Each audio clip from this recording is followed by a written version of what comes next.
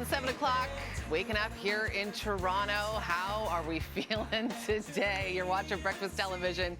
Sid Seixeiro is taking some time off this week, and we have Tracy Moore back with us here today. Good morning, Trace. Good morning, Mayor. Good morning, everyone watching out there. How are you feeling today? Well, exactly. That's the big question. Okay? And, you know, as I say, I dress a lot in how I feel. I am in mourning today. It's a funeral for the today. Oilers. Yes, we got to talk about it. We got to talk about this game last night, Game 7.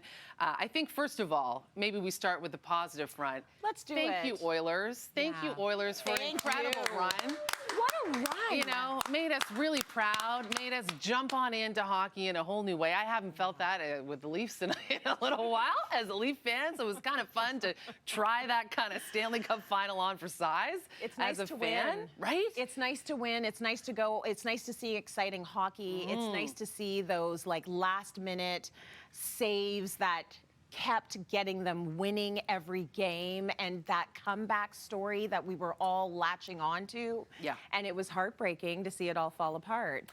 You know, that's what's tough about a comeback is when you're this close to it. You know, I think when we first started, for any hockey player that gets to do it. So, you know, congrats to them. I guess we're Canadian and we're nice, and we got to say that. Congrats to them. They did play, I mean, incredible physical hockey last night. They came out, you know, with the hometown crowd in their corner. Yep. And they came out to win. Bobrovsky was in net. That Florida defense has been the stuff that has got them through, and it was in big show last night. He was back. Yeah. He was back, like back in his head, back in the game, everything. And Edmonton, the Edmonton crowd was loud. Oh, yeah. Did you hear them?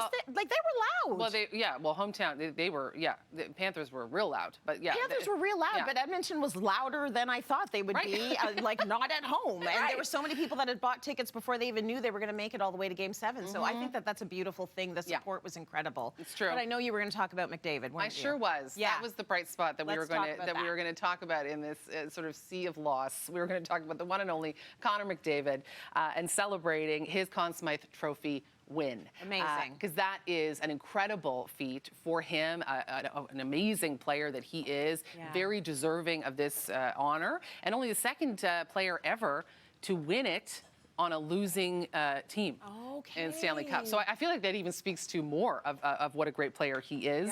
Yeah. We saw, you know, his parents in the crowd there. The only part of it that wasn't great, and we can hear a little bit of it now, the crowd wasn't too behind him in this, let's just say. No. There were some boos when Connor McDavid received that Conn Smythe award.